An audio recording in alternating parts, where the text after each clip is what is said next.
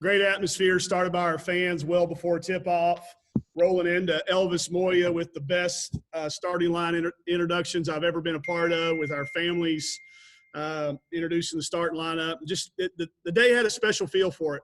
It's felt like something big was going to happen for the last couple weeks. Hard to explain those things, but you get those feelings, and you kind of see it in kids and the way they're preparing and the way they're talking to each other. And great game plan defensively by Coach Schaefer and Chantel with our offensive stuff, making sure we got great isolations. Everybody just came together, and you got to do that anytime you knock off a team that's got defending national champions after it.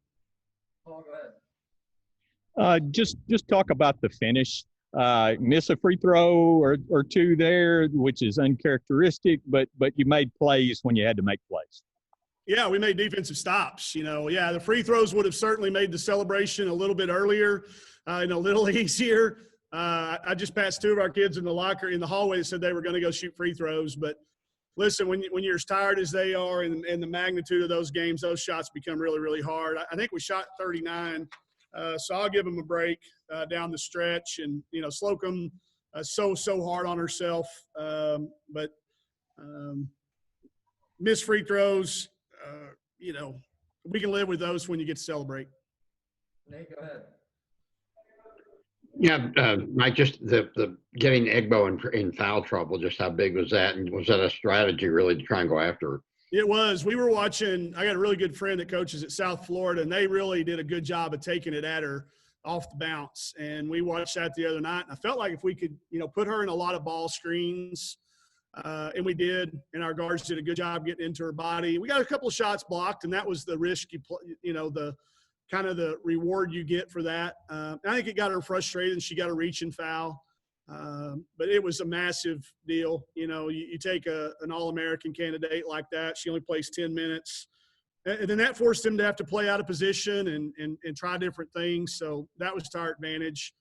Chelsea got in a little early foul trouble, but she played really good. She's used to playing with some fouls. She's good at it. And I'm learning that Slocum can do the same thing. They're both pretty good when they get 2 or 3 fouls. But Egbo being out was massive. Melissa, go ahead.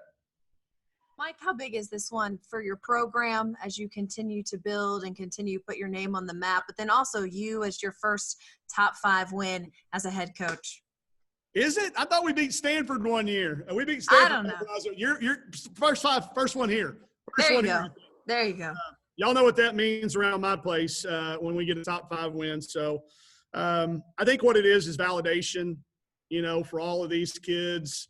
That, hey, why are you going to Arkansas, man? They haven't done anything. Why are you going to Arkansas? They don't play anybody. Why are you going to Arkansas? All that. And I think it's validation for all those kids that believed and everybody in our locker room that buys into what we do.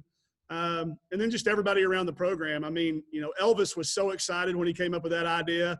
And everybody just wants it to be a really cool thing. But that gives us validation. Anytime, somebody's got defending national champions at the end of it. And I watched basketball for the last 2 days. I bet I watched more games in the last 2 days than I have in a long time. And with South Carolina losing, everybody was debating on whether Baylor ought to be number 1 this week. I know we won't jump that high with a loss at Maryland, but a win over a team like that, it's validation for everybody, all of us. I hugged a couple of those kids, even though it was COVID, just to thank them for believing back when we were picked 14th in our league. We were picked 14th in our league that first year, and now they're even able to get this game. We don't even get this game. The SEC wouldn't have put us up against Baylor if they didn't think we had a chance. We take a lot of pride in that challenge. So we weren't the sacrificial lamb. We kind of volunteered for it. This was supposed to be our year off. We were supposed to not even play in the challenge this year, but some teams had some issues with travel and some things. This was before COVID, and my big mouth, I don't know what, I just said, hey, we'll play them. So I'm glad it all worked out like it did. And I told the kids to enjoy this one for a long, long time. Scotty, go ahead. Hey, Mike, you got some great flashes from Marquisha Davis tonight. What did you think of her play and what she gave you off the bench?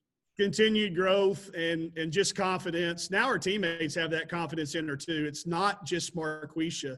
it's her teammates have confidence in her. Like I heard Slocum say something to her, hey, can you give us a lift right here? And she immediately tipped 2 balls away. And, hey, she's been doing things in practice that just make her shake our head. Now she's just starting to do them in games. And, you know, I credit her in this manner and the people around her, her high school coach, Heather Hunsucker, and her family, you know, because she sat there last year and she watched a lot and she learned a lot.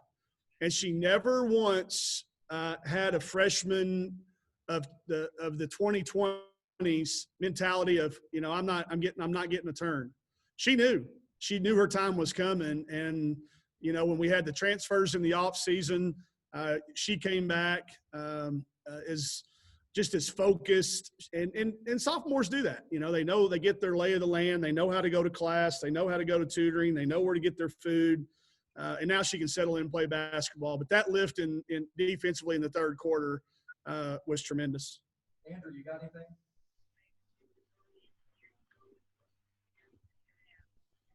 Okay, Paul, we'll go back to you. Hey, just how does this feel? How good does this feel to kind of wipe out a week ago? Nobody's ever taught, you know, you kind of forget about that one now. Yeah, but we knew going in when we scheduled 5 games in 4 days, we had done everything we could do to try to play Maryland early, like the first game or the second game, and it just didn't work out for that. And we knew we were going to be tested. And listen, Maryland's really, really good too. So it's part of it. You know, I've said before, I'm never going to be one that cares about total number of victories at the end of the year. It's the games that you play and who you play and who you can end up beating. So I'm telling you right now, playing in that tournament helped us win today.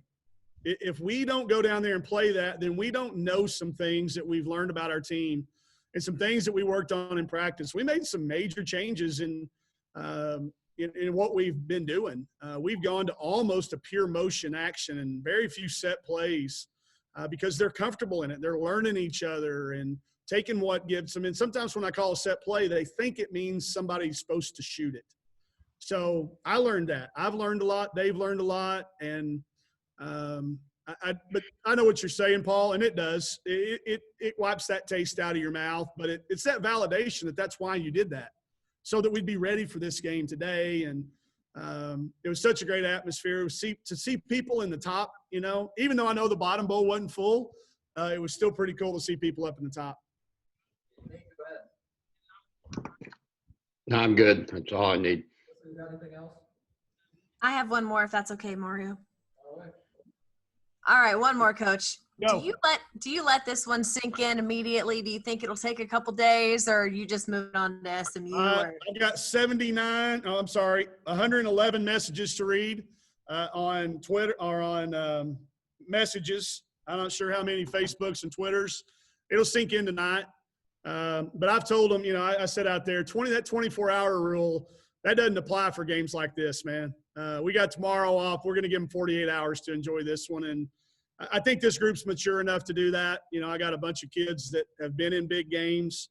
And I've told them, if you don't let your brain celebrate, then it won't be there for you when you need it again. So I want them to soak it all up. I want them to go back and rewatch it tonight on the replay when they get home. We'll send them the link on see what Rebecca Lobo said in the studio. I'm anxious to hear about that. And just, you know, we'll clip it. Will be a lot of pictures because you do have to celebrate these things. Because you know why? It could be over tomorrow. We could have an outbreak, and you know, we learned that last year.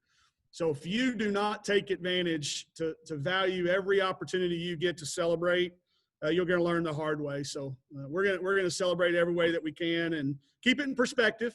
You know, it doesn't mean we go to the NCAA tournament. It doesn't mean we get a home game. Doesn't mean we get a seed. But we got a bullet now. We got a piece of ammunition to fire at people when it comes time to talking about stuff like that at the end of the year.